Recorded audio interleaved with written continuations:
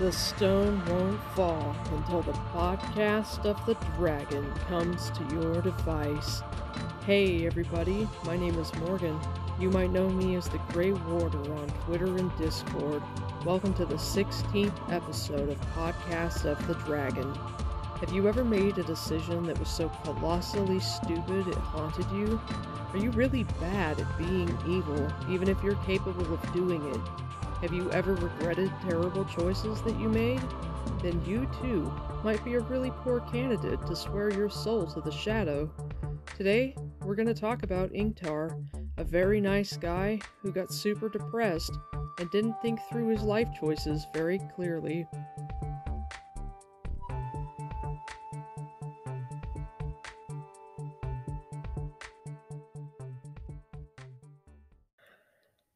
Throughout the entire saga that is the Wheel of Time, Robert Jordan shows us lots of different Darkfriends with all sorts of different motivations. We have the three main motivations, which seem to be a desire for immortality, or wealth, or power. We get the desire for advancement, which isn't quite the same as a desire for power. Somebody who wants advancement doesn't necessarily want to rule over or control others. They just want to have more glory or acclaim for themselves. You get people who become Darkfriends out of a desire for vengeance, out of envy, because they want greater outlets for their sadistic cruelty. You get people who are incidental recruits, who are put into situations where it's like, join us or die. Demandred frees Mazrim Taim and is like, you can become a Darkfriend or I can kill you. And Taim is like, well, I'm a piece of shit anyway, so it's not like it's asking a lot. You get people who are inducted because Darkfriends do them a favor, and then they're like, how about you do us a favor? If you read the Wheel of Time companion entry for Alviarin, that's kind of what happened to her. She kills a girl, and then Darkfriends help her cover it up. And then they're like, hey, want to kill this person for us? A favor for a favor? And since Alviarin's basically a garden variety psychopath, she has no ambitions for wealth or power or immortality. She's just a bad person, and she wants to be a bad person. Being a Darkfriend suits her just fine. You have people who were born into families of Darkfriends, like Pater, the young bubbling Darkfriend in Market Sharon, who Rand punches in the face. You have Darkfriends like Leandrin, who were shitheads from a very young age and eagerly became Darkfriends, and she was actively seeking the Black Aja from the moment that she came to the White Tower. RJ shows us so many different types of people. And then you have Lord Ingtar. One of the things that makes him such a compelling character is that he is very early proof that Darkfriends are not so simple. Sometimes RJ gives us kind of cookie-cutter stereotypes of certain categories of people, and he roots a lot of those stereotypes in logical premises. It makes sense that lots of the people who decide to become Darkfriends are ones who want immortality. Fear of death is definitely a very understandable motivation, almost more than wanting power or wanting money or wanting to get back at someone, wanting to have more than someone, just being a horrible, cruel person, being bona fide evil, all the other different kinds of things. So, to have very early on a Darkfriend like Ingtar, we see a handful of Darkfriends in The Great Hunt, and we get to explore their characters, whether from small POVs or from knowing them through our POV characters. RJ introduces us at the very beginning of the prologue to the man who calls himself Bors, and so we see a shithead Darkfriend in him with the most base motivations, the desire for power and immortality. We see a small POV from Leandrin that shows us someone who is an unkind and manipulative and just terrible human, and we learn more about her through the eyes of Egwene and Moraine. And then because Leandrin is a character that continues to be explored, you don't see Jacob Carradine, the man who calls himself Bors again until the prologue of the Dragon Reborn. It's like Ingtar exists as a quiet foil to Leandrin, so the two of them are like your actual, Darkfriend pair in the story. You suspect about Leandrin, you suspect that she is Black Aja because she's so sketchy, but I almost feel like RJ made her so blatantly terrible so that she'd be like a red herring. Everyone would be like, there's no way that Leandrin is Black Aja because she's so awful. That would be too obvious. And so you might be surprised at the end that she was evil because you'd be like, there's no way she could be evil. She's so terrible. Or maybe you weren't surprised and I'm just naive. Ingtar gets to move through the story with motivations that seem clear on the surface. He's a borderlander, and A Borderlander fighting the Shadow would be determined to find the Horn of Valir when it's stolen. But when you get the big reveal at the end, looking back at his motivations, they're much more muddy, because it's not just outrage at an artifact being stolen and feeling desperate to find it because the shadow possessing it imperils everything, or the sense of violation that the keep has been invaded, or any of that. You learn that he's fighting for his salvation. So Inktar is a unique kind of dark friend. We never again are explicitly faced with a character who turns to the shadow because of despair. We are privy to his mood throughout the time we know him, and he is not subtle. He's not a positive guy. And you're not expecting Borderlanders to be filled with joy and having it all be sunshine and puppies. They're serious people raised in a serious land, faced with serious issues, and they don't fuck around. But to get an idea of the kinds of thoughts that rattle around in his head and just the general musings that he engages in, he puts it into words as the hunters are into their second or third day hunting the horn, and they're riding past the leftovers of the Hardani manor house. And Loyal gives this short history of all these forgotten nations and talks about how it's 300 years since the nation of Hardan fell, and how the manor house was within a city called Haradikar. And Inktar says, "The city was hauled away stone by stone, all faded away, and what is not gone is fading. Everything, everywhere fading. There is hardly a nation that truly controls the land it claims on a map, and there is hardly a land that claims today on a map what it did even 100 years ago. When the War of the 100 Years ended, a man rode from one nation into another without end, from the Blight to the Sea of Storms. Now we can ride through wilderness claimed by no nation for almost the whole of the land. We in the Borderlands have our battle with the Blight to keep us strong and whole. Perhaps they did not have what they needed to keep them strong. You say they failed, Builder? Yes, they failed. And what nation standing whole today will fail tomorrow? We are being swept away, humankind, swept away like flotsam on a flood. How long until there is nothing left but the Borderlands? How long before we too go under and there is nothing left but Trollocs and Myrddraal all the way to the Sea of Storms?" So that lets us know the philosophical ruminations that run through him. He's a Borderland lord, likely sworn to fight the Shadow from birth. We first get a glimpse of his gloomy demeanor when he escorts the crew to the Blight border for their trip to the Eye of the World at the end of the first book, and we see a bit more of him and his attitude. It's the first time he really expresses himself beyond escorting the party to Lord Agelmar or bringing Fane to them, performing attendant-type duties that don't show us anything really of who he is. But here it says, Inktar lifted a steel fist to halt the lances short of a plain stone post inside of the towers, a border post marking the boundary between Shinar and what once was Malkir. Your pardon, Moraine Aes Sedai. Pardon, Daishan. Pardon, Builder. Lord Agelmar commanded me to go no further. He sounded unhappy about it, disgruntled at life in general. That is as we planned, Lord Agelmar and I, Moraine said. Inktar grunted sourly. Pardon, Aes Sedai, he apologized, not sounding as if he meant it. To escort you here means we may not reach the gap before the fighting is done. I am robbed of the chance to stand with the rest, and at the same time I am commanded not to ride one step beyond the border post, as if I had never before been in the Blight, and my Lord Agelmar will not tell me why. Behind the bars of his face guard, his eyes turned the last word into a question to the Aes Sedai. He scorned to look at Rand and the others. He had learned they would accompany Lon into the Blight. He can have my place, Mat muttered to Rand. Lon gave them both a sharp look. Mat dropped his eyes, his face turning red. Each of us has his part in the pattern, Inktar, Moraine said firmly. From here we must thread ours alone. Inktar's bow was stiffer than his armor made it. As you wish it, Aes Sedai. I must leave you now and ride hard in order to reach Tarwin's Gap. At least I will be allowed to face Trollocs there. Are you truly that eager, Nynaeve asked, to fight Trollocs? Inktar gave her a puzzled look, then glanced at Lon as if the warder might explain. That is what I do, lady, he said slowly. That is why I am. As we come to know Inktar through the Great Hunt, we can kind of look at what he's saying there, and we can surmise the whispering despair of his internal narrative, particularly at that point in the story. He's leading them into the Blight. The Trollocs and Myrddraal raids have been horrific all through the winter. There was no abatement to it, and now Trollocs and Myrddraal are gathering in the Gap.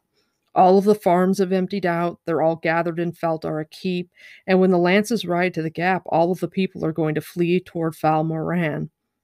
Agelmar was really excited to see Lon and Moraine show up because he thought that Lon would raise the Golden Crane banner, and so people would come to help, and that Moraine would use the power to help them fight. And so when he learned no, they weren't going to help and they were going to the Eye of the World instead because that's where the real battle was, he was like, well, shit, if you can't help us, maybe I'll send people with you. And she's like, no, you've got your battle, we've got ours. So right now, especially, Ingtar's got a super gloomy mindset because they've been screwed. They know the realities of living in the Borderlands, and some of it is so ugly. Dealing with Shadowspawn is horrible. And I can just imagine the whispering despair of Ingtar's internal narrative at this point because he's like, I'm not even going to be able to make it to the gap to fight and fall with my friends. I'm going to run into the horde with my small group of men after once it's already too late and there's nothing to be done. And so I imagine him thinking after he finishes saying, this is why I am, to kill the Trollocs is why I am, silently finishing in his head, but what's the point? We don't know much about Ingtar. We don't know his age. We know he has to be at least 30 because when Rand describes the Shiner and soldiers, he says that Regan is the youngest and that Regan is nearly 10 years older than he is. So we know that Regan is probably about 28. And I always see Ingtar being between 30 and 35. I don't think that he's past his mid-30s because he's too cocky. When they first arrive in Faldara and they're talking to Lord Agelmar, Moraine says, Ingtar seems to believe you will defeat this threat as you've defeated many others across the years.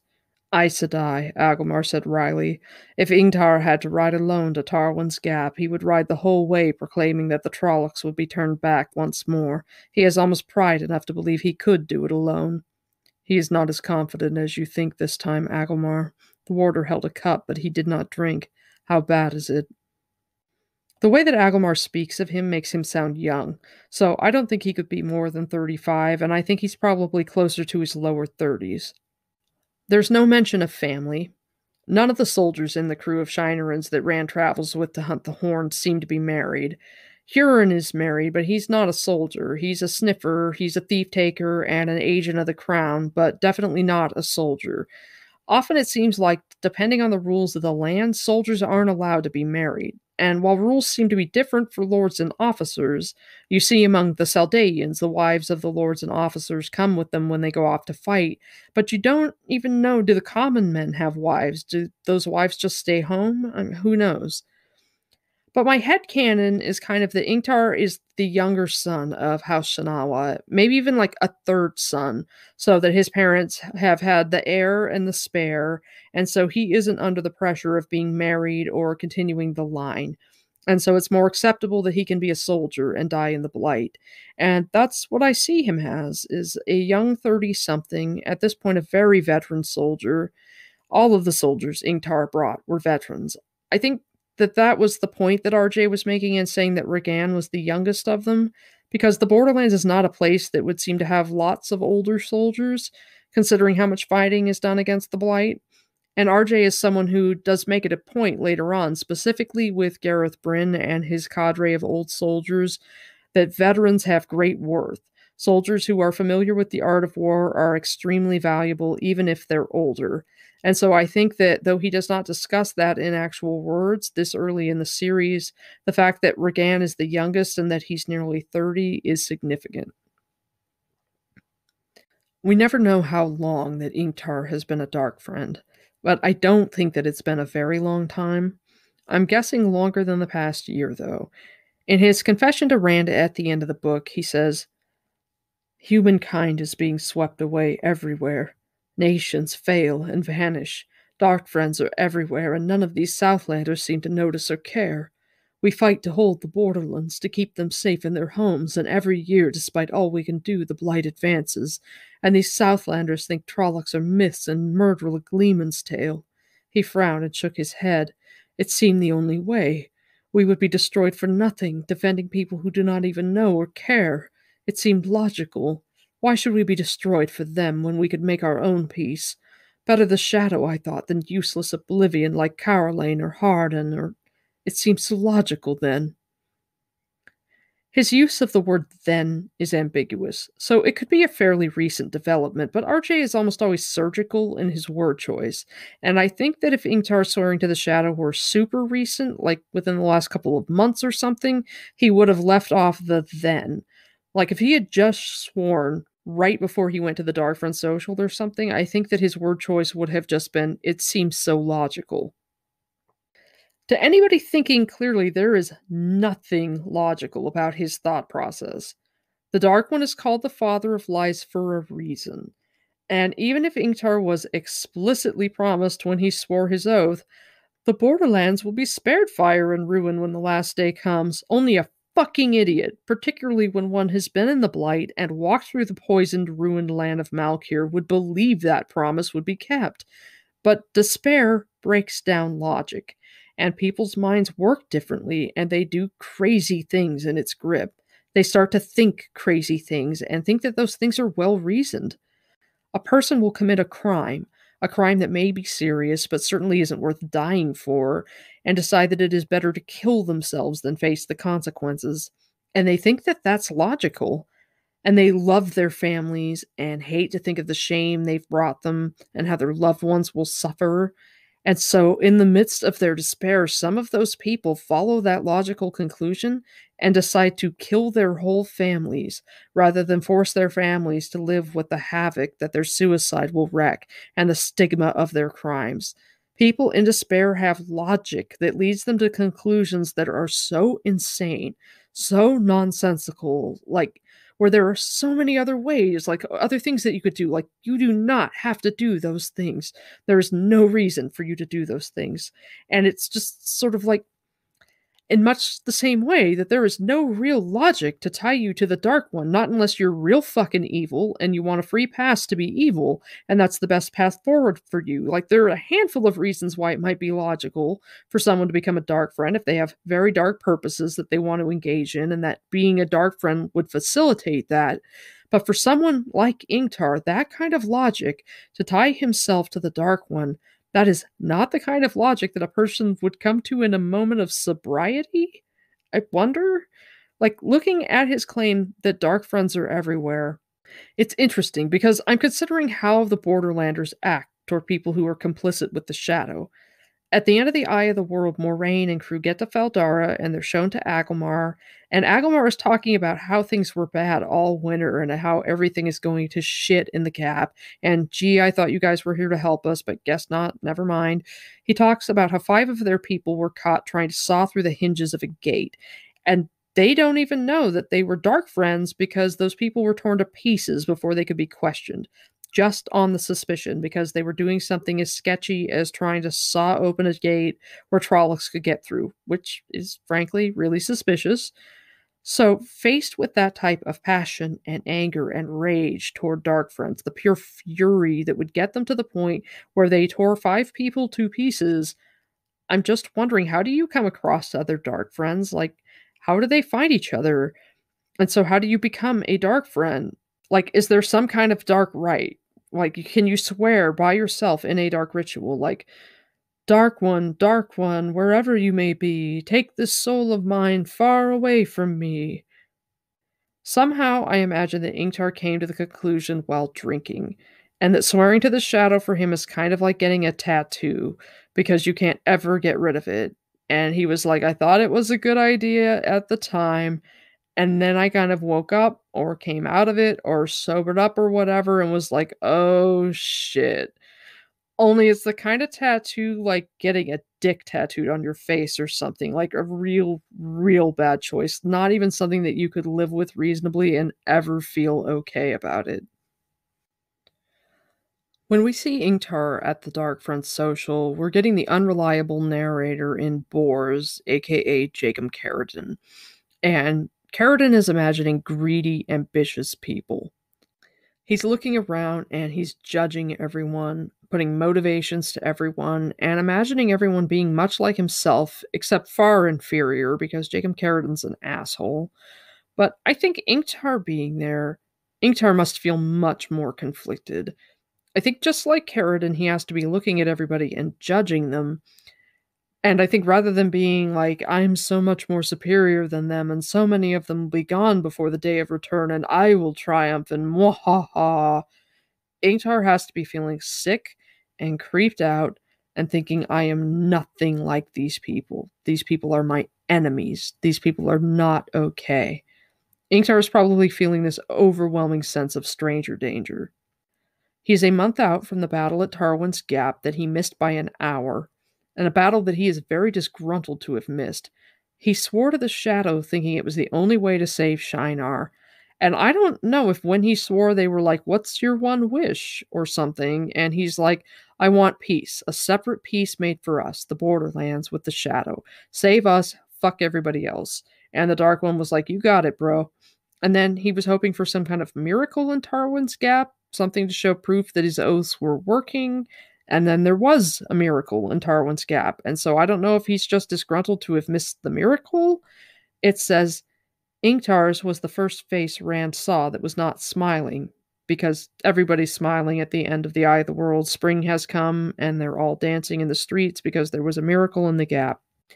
I was too late, Ingtar told Lon with a sour grimace. Too late by an hour to see. Peace. His teeth ground audibly. Maybe he thought what happened in the Gap was proof that his pledge had worked or was worth it. Because Jordan gives us so little about Ingtar, it's really hard to guess what his Darkfriend tasks might have been before he gets his orders at the Darkfriend social. I really don't think that he's a fresh minted Darkfriend, but I also don't know that I think that he's done much in the way of officially sanctioned evil before they're all called together in Ashamael's dream shard. So maybe he's like a Darkfriend sleeper, and this is the first time that he was activated? When he confesses to Rand, he explains the obsession that he has had in finding the horn. He's been desperate to find it. It was bad enough when they were first riding out and he was trying to catch up to it the same day, and Uno was like, yo, you're gonna kill our horses.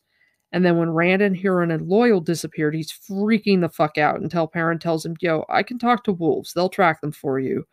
And then they finally catch up in Kyrian, and he's like, you fucking found it, Rand. And Rand's like, they stole it back. And Ingtar says, I'll fucking kill Barthanas. I'll make him talk. And then he finds out it's going to Toman Head, and he's like, I'm lost. He's just getting more and more frantic, more desperate. And he explains it to Rand. For the first time, Ingtar looked at Rand. His eyes shone with unshed tears. You are a better man than I. Shepherd or lord, a better man. The prophecy says, let who sounds me think not of glory, but only salvation. It was my salvation I was thinking of. I would sound the horn and lead the heroes of the ages against Shale Ghul. Surely that would have been enough to save me. No man can walk so long in the shadow that he cannot come again to the light. That is what they say. Surely that would have been enough to wash away what I have been and done. The two tasks that we know he gets from the Darkfriend social are that he needs to let a grey man into the keep and that he needs to free Padden Fane. So letting the grey man into the keep and freeing Fane, and in particular what he had to do to free him, and in doing all of that being the reason that the horn was stolen in the first place, I'm wondering if those actually were the extent of his sins in the service to the Shadow. And as for what he has been, people punish themselves all the time for being bad people. Even if they're not, they punish themselves for having negative thoughts, for not being enough, for weakness, for drinking, for not making their parents proud. I don't know that Ingtar has a litany of sins that we're not privy to. I just wonder if Ingtar is so ashamed of himself and what he's been and what he's not been, and maybe most of all that he was weak and did something crazy in a moment of weakness. And I'm imagining him at the Darkfriend social, so uncomfortable, just disgusted and grossed out by the Zamora, the creepy blonde waiters with the vacant eyes, the whole weird dreamscape that is being in the dream shard, and probably deeply regretting choices, looking at that tattoo of a dick on his face and thinking, dear light, what have I done? In the prologue, Jacob Carradine describes Ingtar. It says, the man's carriage named him Soldier. The set of his shoulders, the way his gaze never rested in one place for long, and the way his hand seemed ready to dart for a sword that was not there, all proclaimed it. The Shinerin wasted little time on the man who called himself Bors. Stooped shoulders and a bent back held no threat. The man who called himself Bors snorted as the Shinerin moved on, right hand clenching and eyes already studying elsewhere for danger. No one at the Darkfriend social is relaxed.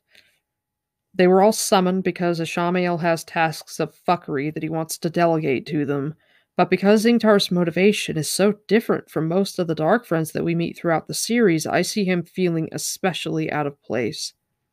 At the Darkfriends social, Baalzamon has brought the Darkfriends into a dream shard, which he uses with great effect to suitably impress them. Ishamael is all about dramatic presentation. He manipulates it to show Matt, Perrin, and Rand hanging in the air. And it says, dead silence had fallen, silence that Baalzamon let deepen before he spoke. There is now one who walks the world, one who was and will be, but is not yet the dragon. A startled murmur ran through his listeners. The dragon reborn. We are to kill him, great lord? That from the Shinerin, hand grasping eagerly at his side where his sword would hang.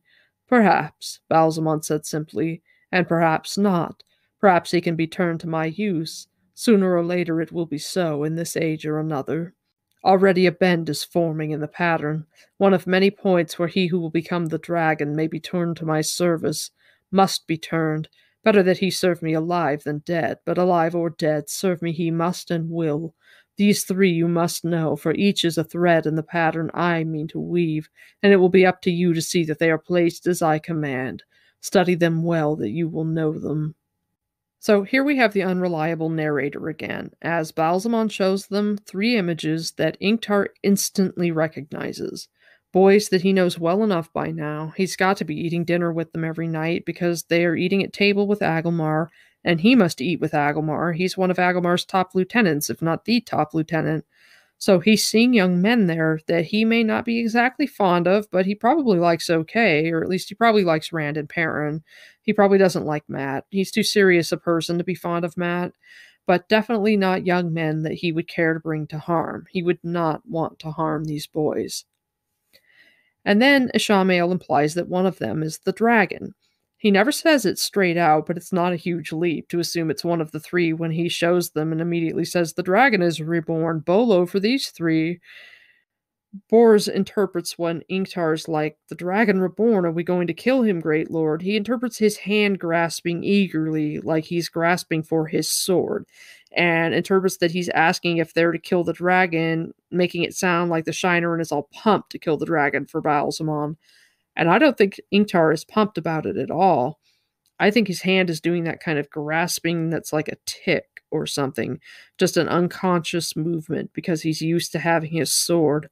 And I think it's grasping in shock. He knows those boys. He knows that they're Taviran because Moraine has not made a secret of that. And now puzzle pieces have fallen into place.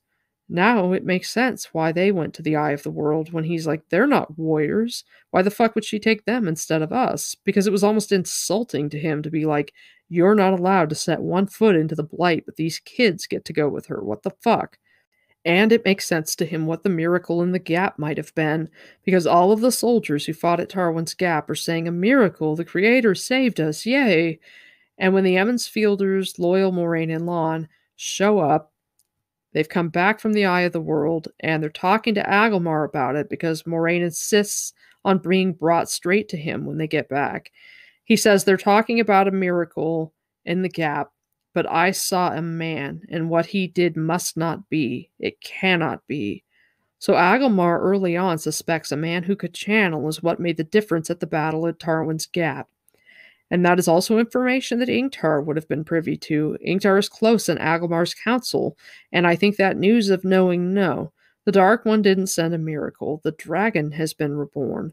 And if one of those boys is the dragon, and they went to the Eye, and they were saying that the real battle was at the Eye, the dragon saved everybody at the Gap. Ingtar isn't a stupid man, and learning this information at the Darkfriend social, and knowing everything from before about everybody going to the Eye, he had to have known, no, it wasn't the Dark One taking my pledge and being like, yo, here you go, here's your wish. And I'm imagining him being left conflicted and reeling and feeling regret and a sense of hope and thinking, oh, Light, if I had only known, I never would have gotten that dick tattooed on my face. Then all of the Dark Friends get orders, and Bors details their reactions. Some, like Bors, have the true power used to compel them and deep seat the orders. At the very end of the prologue, there's an intense description of a painful convulsion going through him, and all of this stuff being just crammed into his brain to the point where he can't remember it. And that's compulsion being done with the true power. We also get an external description of it as Carradine is watching before Baalzamon gets to him. He's describing an Illianer woman. It says, suddenly she arched backwards, trembling and rising on her toes. He could not see why she did not fall unless something unseen held her up. Then just as abruptly she settled back to her feet and nodded again, bowing and shivering. Ingtar does not get the true power used on him, though. And I think that's because the Shamael only uses it on Dark Friends he has long game planned for. We see what happens in Book 7 when the compulsion is triggered in Jacob Carradine. He sees Matt in Ibudar and has the memories like painfully triggered, everything that has been buried. There's probably no need to use compulsion on Ingtar because he's to carry out his orders immediately. His reaction to hearing them is described in this incomplete sentence. It says, the Shinerin, his stance bespeaking confusion even while he acquiesced. Ingtar is given 2 tasks. He confesses the first of them to Rand at the end of the story. I never knew what he was going to do, Ingtar said softly as if talking to himself.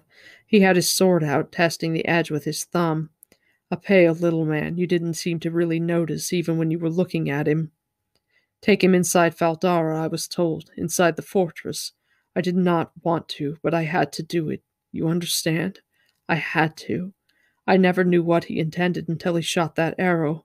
I still don't know if it was meant for the Amyrlin or for you.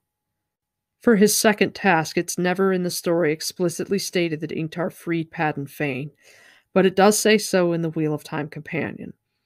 So the Shadow Spawn invade the keep. Rand is woken up from his nap, the alarm bells in the keep go off, and he goes running to the dungeons because he knows that Egwene has gone to visit Padan Fain. Ingtar has to have a shortcut to the dungeons, because he comes upon Rand as Rand is heading down there, and Rand has been stopped by running into a Fade that has killed 7 men. And it says, this one is mine, Rand. Rand gave a start as Ingtar stepped up beside him, dark and stocky in a yellow feast day coat, sword held in both hands. Ingtar's dark eyes never left the Fade's face. If the Shinerin felt the fear of that gaze, he gave no sign. Try yourself on a Trolloc or 2, he said softly, before you face one of these. I was coming down to see if Egwene is safe. She was going to the dungeon to visit Fain and then go see to her. Rand swallowed. We'll take it together, Ingtar. You aren't ready for this. Go see to your girl. Go! You want Trollocs to find her unprotected? For a moment Rand hung there, undecided. The Fade had raised its sword for Ingtar. A silent snarl twisted Ingtar's mouth, but Rand knew it was not fear. And Egwene could be alone in the dungeon with Fain, or worse. Still, he felt ashamed as he ran for the stairs that led underground. He knew a Fade's look could make any man afraid, but Ingtar had conquered the dread. His stomach still felt knotted. The corridors beneath the keep were silent and feebly lit by flickering far-spaced lamps on the walls. He slowed as he came closer to the dungeons, creeping as silently as he could on his toes. The grate of his boots on the bare stone seemed to fill his ears. The door to the dungeon stood cracked open a handbreadth. It should have been closed and bolted. So, at the end of Chapter 5, there is a small POV from Padan Fain. It says, pitch blackness covered the dungeons, whatever the hour, unless someone brought in a lantern, but Padan Fain sat on the edge of his cot, staring into the dark with a smile on his face. He could hear the other 2 prisoners grumbling in their sleep, muttering in nightmares. Padan Fain was waiting for something he had been awaiting for a long time, for too long, but not much longer. The door to the outer guardroom opened, spilling in a flood of light, darkly outlining a figure in the doorway. Fain stood. You. Not who I expected. He stretched with a casualness he did not feel. Blood raced through his veins. He thought he could leap over the keep if he tried. Surprises for everyone, eh? Well, come on. The night's getting old, and I want some sleep sometime. As a lamp came into the cell chamber, Fane raised his head, grinning at something unseen yet felt beyond the dungeon's stone ceiling. It isn't over yet, he whispered. The battle's never over. A first-time reader, not knowing that this scene is taking place during the battle that we get in the next chapter, could be forgiven for assuming that it's happening whenever, because there's no description of the alarm bells ringing, and there is more problematically no description of Matt and Egwene outside of the cell. This has to be a mistake. It would be one thing to have no mention of them, like you could rationalize that, but they would most assuredly not be sitting there visiting him in the dark. And honestly, considering the fact that Borderlanders work so hard to keep all the lamps lit in the streets, having the dungeons be pitch black seems to be a major oversight. So if we did not know at this point in time, or after the fact, that Ingtar was the one that freed Fane, we would not know that Rand, who Fane is looking up at the ceiling and looking at, was on his way to the dungeon. So Ingtar had to have had a shortcut for him to be so far ahead of Rand. I found an interview snippet on Theoryland where someone asked Robert Jordan what happened with Matt and Egwene and Fane, and he replied, "Most of it is fairly obvious, I would think, and for the rest, read and find out." So, if it's fairly obvious, then I will make a guess. And I would guess that Ingtar went to the door of the dungeon and knocked on it. When Rand and Egwene go earlier in the day, the door is described as having a grill in it with a clapper hanging below. The guards would have recognized Ingtar, and they would have let him into the guard room no problem. And then the Fade slipped in and really quickly killed them. At some point, Trollocs had to have come in because there were chewed lumps of flesh from the guards' bodies all over the place.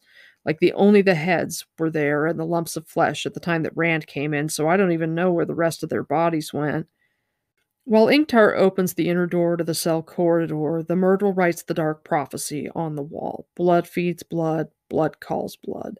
RJ specifically said that the myrtle is the one who wrote the dark prophecy. And he wrote it as a threat. Because Trollocs are loud and scary, I'd guess that they probably didn't come into the dungeon until after Ingtar got to the end of the corridor by Fane's cell. Otherwise, Matt and Egwene would be freaking out. But I don't know, depending on whether the Fade was able to silently kill the guards or whether there was a commotion, I think that Matt and Egwene were at the least really confused and possibly absolutely terrified. But they trust Ingtar, and he would have reassured them so that he could get close enough to disable them. And I think he would have rendered Matt unconscious first, and then Egwene. Moraine, when she's delving them, makes a note that Egwene was struck on the head and that she's fine. She was just hit here. She never mentions that Matt was hit anywhere in particular, but I think that's just because she's focusing on, oh shit, this is a hell of a lot more serious. The dagger is missing. I think Ingtar was making sure to keep them as safe as he possibly could. I think he was already just fucking sick with himself. I don't think that in becoming a Darkfriend he ever thought that he would have to betray Faldara Keep. And while it's pretty clear that he was not the one who slew the guards at the dog gate so that the Trollocs and the Fade were able to get into the keep, having to basically act like a Trojan horse so that Shadowspawn can get into the guard room and kill two of his compatriots is almost as terrible. And I think that he loathed himself for that, and he would have done anything he could to protect kids, basically helpless kids, and particularly to protect a woman. I think he would have killed the Fade and killed Fane rather than let them hurt Egwene. But I don't think Fane would have hurt Egwene. I think that they had a rapport as such that while he's a horrible, evil piece of shit, I don't think he would have harmed her unless she was in his way. Ingtar may have had to keep him from killing Matt. I think he would have killed Matt, but Ingtar is probably like, we've got to fucking go now, move your ass, because he knew that Rand was on his way, and however good a shortcut into the dungeon that Ingtar had, Rand probably only missed him and the Trollocs and the Fade by like a minute or two. I'm guessing that they had fewer than 5 minutes total to get in there, kill the guards, have the Trollocs eat the guards, write the prophecy on the wall, conk Egwene and Matt on the head, let Fane out, then Fane stole the dagger, and then he wrote Rand the love note in blood on the inner corridor door. We'll meet again on Tome and Head, it's never over. And I'm assuming at that point there would be Trollocs inside the guard room having a quick snack and maybe divvying up the rest of the guards' bodies to eat later. Maybe that's what happened to them. And then Fane probably was the one who put their heads on the table because that's his kind of theater. I don't think Ingtar knew that this would happen. I think that he believed that his betrayal of the keep would amount to letting the weird little man in and getting Fane out, and that the job of getting Fane out would be a mission undertaken quietly, not something so outrageously violent. And I doubt that it ever occurred to him that the horn would be taken. After they get all the shadow spawn out of the keep, Ingtar heads back to the dungeon and shows up as if it's the first time, like playing dumb. And he says, "What happened here, Randalthor?" Rand shook his head. "I don't know, except that Fane escaped somehow, and hurt Egwene and Matt doing it. I saw the guard room," he shuddered, "but in here, whatever it was, Ingtar, it scared that fellow bad enough that he hung himself. I think the other one's gone mad from seeing it. We are all going mad tonight. The Fade, you killed it?" "No." Ingtar slammed his sword into its sheath. The hilt stuck up above his right shoulder. He seemed angry and ashamed at the same time. "It's out of the keep by now, along with the rest of what we could not kill. At least you're alive, Ingtar. That Fade killed 7 men." "Alive? Is that so important?"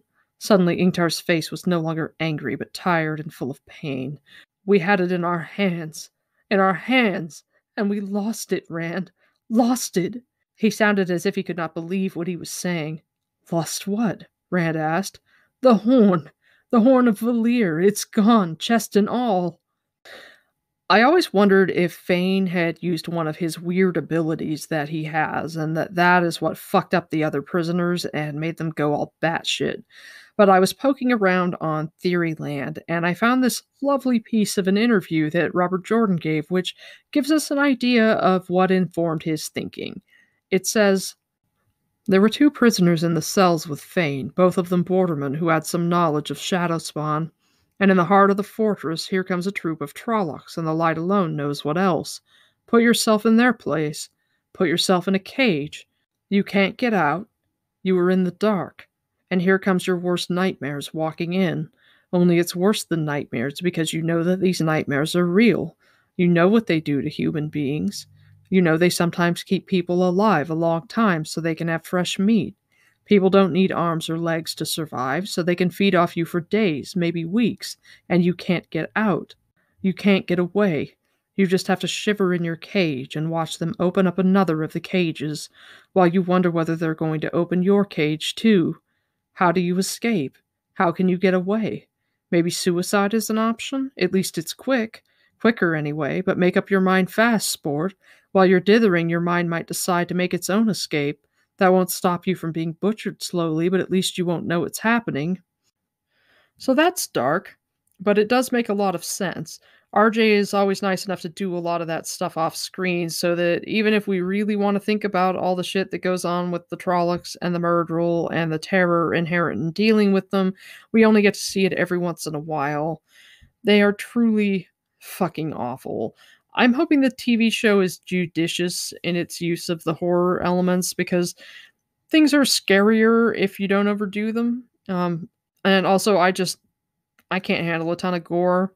But if I have to have, gore and awfulness, I'd rather have it in monsters form. I couldn't handle more than a couple of seasons of Game of Thrones because I just can't deal with human cruelty. I need to have it wrapped up in a monster. It's less distressing. But speaking of distress, Ingtar's distress, mentioning the theft of the horn, is genuine. I did a Twitter poll to try to figure out when Ingtar repented and decided that he wanted to come back to the light. And 79% of people said that it was after Flicker Flicker. But I think that he decided he wanted to come back to the light before the horn was stolen. I think getting the guards to let him into the dungeon so the Myrddraal could murder them would have broken something inside him. There are such fundamental values of steadfastness and faith and honor and having each other's back that are just part of being a borderman. And I feel like just spitting on that, violating those values, There are plenty of Borderlanders who are dark friends, but those are Borderlanders who want certain things that they think being a dark friend can give them: immortality, power, money, people filled with greed or a desire for vengeance, people who are cruel, who want excuses for bad behavior. None of those things drive Ingtar. And so having to commit an act of betrayal like that, especially going back to the keep after the Darkfriend social, knowing the dragon has been reborn, he would have looked at their bodies, he would have looked at the blood, and he would have been filled with so much self loathing, and he would have thought, I never wanted this. As they chase the horn and they get into the second day, Padden, Fane, and the Fade have been engaging in a battle of wills. Fane is insisting that they go south, and the Fade is struggling to bring the horn to Shale Ghul, which is what Ishamael intended. On the first day, they went straight south, and then they begin to zigzag. And as they zigzag, bodies are left at each stop, each place that they're doing a direction change. And Ingtar flat out refuses to bury the bodies. They come across a dead Shinerin who's had the back of his head bashed in, and he's like, we're not going to waste time burying dark friends. Just filled with disgust, like no forgiveness. He won't forgive them because there's so much of himself that I think he can't forgive. But when they come across the flayed corpses of Changu and Nadao, they do take the time to bury them. And maybe it's partly because they are soldiers and because they are their compatriots. So it's sort of like they can at least take them down and do the simple courtesy of putting them in a hole, especially because there's so little involved in actually burying someone with Shinerin ritual. But Loyal tells Rand that he does not think anyone will say the benediction for the departed that is part of Shinerin beliefs. He thinks it's obvious they had to have killed the guards at the dog gate and let the Trollocs in. But it says, before they rode away, Ingtar paused on his horse beside the unmarked graves, 2 mounds of bare earth that looked too small to hold men.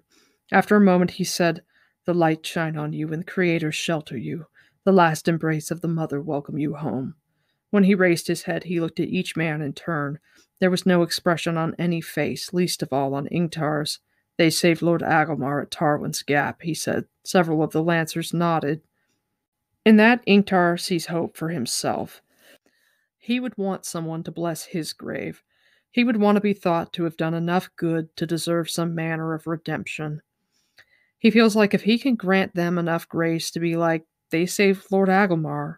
Obviously, they're dark friends, but they did that one thing, even in the midst of the shadow. They could have let Lord Agelmar die, but they did not. They had that amount of honor.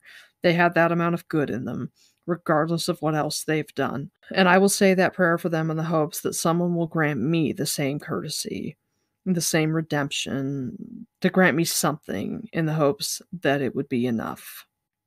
But he comes to see that it is not enough.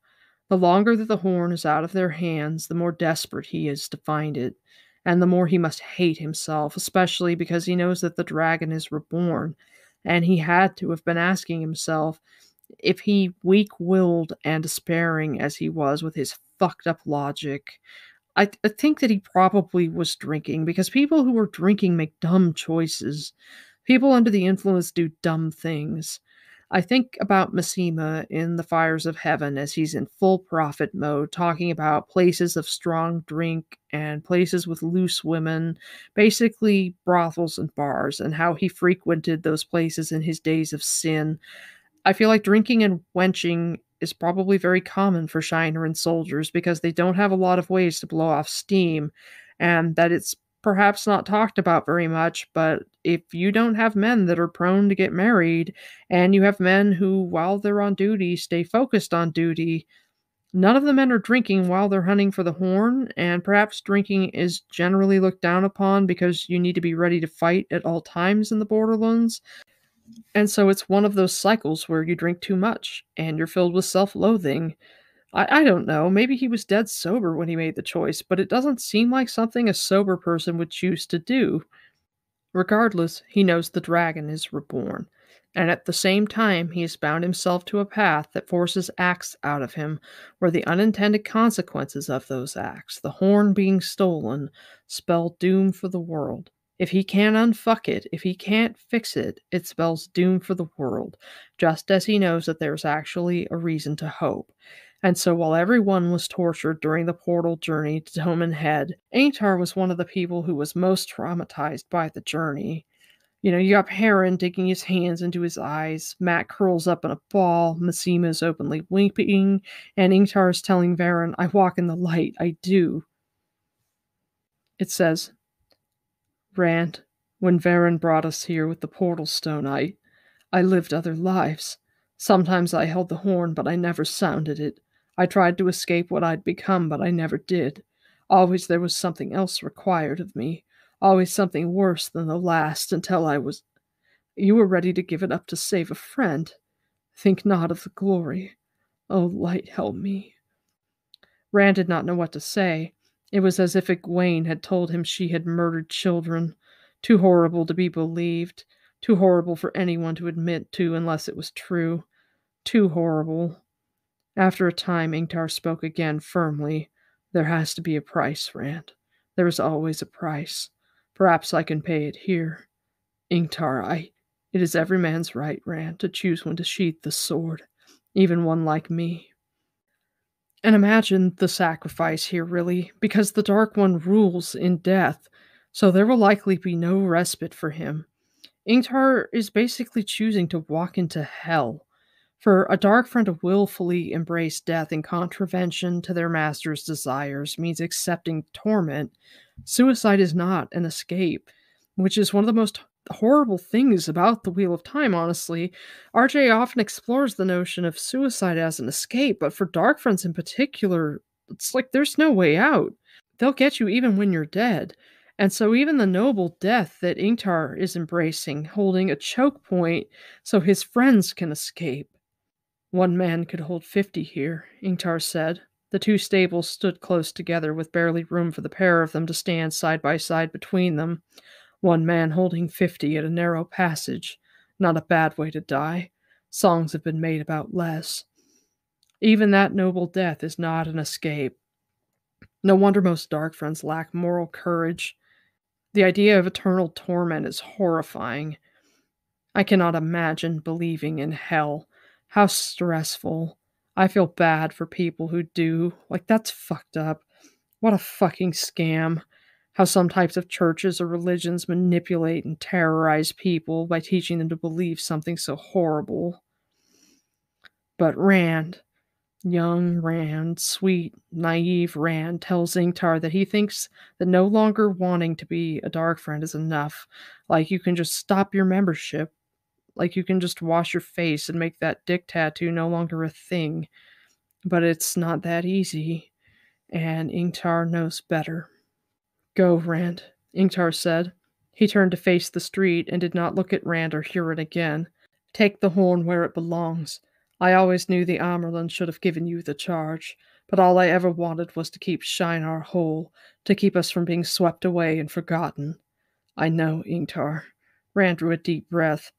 The light shine on you, Lord Ingtar of House Shanawa, and may you shelter in the palm of the Creator's hand. He touched Ingtar's shoulder. The last embrace of the mother welcome you home.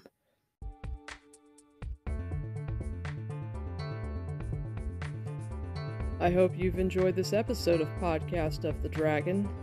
Ingtar is one of my favorite minor characters. I think he is one of the things that makes the Great Hunt so special and unique. He's an early example of Robert Jordan showing us that people aren't so simple, and I love his story, and just looking at his motivations, I think he's great. You can find me on Twitter at WarderGray, that's Gray with an E. All of my links are down there in the show notes if you want to drop me a line, ask me any questions, join my Discord and check it out. It's a boring Discord, you should come and make it interesting. You should check out WoT Trivia and Games. There are a bunch of cool games there you can play and hang out with some cool people. That's fun to do. You should check out the WoT fandom and calendar if you want to find a bunch more content creators. Please rate and review me on Apple Music. That would mean a lot to me. And if you could tell some friends about me, I'd appreciate that too. Word of mouth always really helps. My music is by Kevin MacLeod. I'm the Grey Warder. And I know to pledge yourself to the shadow, all you have to say is, I wish the Dark One would come and take my soul away, right now. That's not hard, is it?